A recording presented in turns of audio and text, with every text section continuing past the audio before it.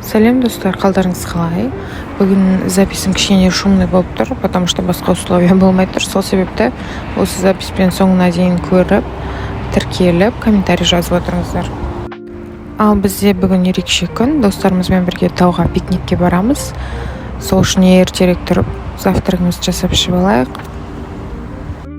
Біз осы омлетті күнде жасап жейміз. Барлығы сұрайды, жалықпайсыңдар ма, күнде омлет жесіңдер деп. Бірақ білмеймін, бізге таңертеңгісін омлет жеген қанша жесек те ұнайды екен. Мен бұрындар тұрмысқа шықпай тұрып, таңғы ас мүлде ішпейтін едім. Үйленгелі күйеуіммен бірге тойып тұрып тамақ ішіп аламыз, завтрак. Сосын бірақ жұмысқа кетеміз. Сіздер де әдетте таңғы асқа не жейтіндеріңізді жаза отырыңыздар. Бүгін таңғы асты ерекше настроймен жасап отырмын, себебі тауға көптен бері барғымыз келіп, бірақ қолымыз тимей жүреді. Енді бүгін барып жақсылап демалып қайтамыз. Әсіресе күннің мынандай ыстығында тау жаққа барсаң салқын, бір прям күшті болып тұрады. Соған өзім өте қуанып жүрмін.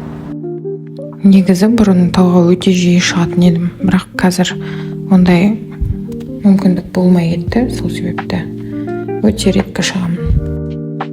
Ал біздің таңғы асымыз дайын, жақсылап көк шөптермен көкөніспен ішіп алайық таңғы асымызды, ары қарай жолға шығамыз.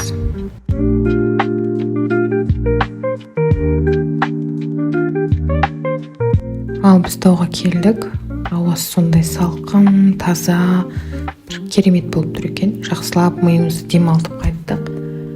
2 сағаттай жол жүрдік. Бұл Талдықорған қаласынан 2 сағаттық жерде Текелі тауы. Өте салқын, прям осындай күннің ыстық кезінде демалатын керемет жер. Міндетті түрде келіп, көріп қайтыңыздар.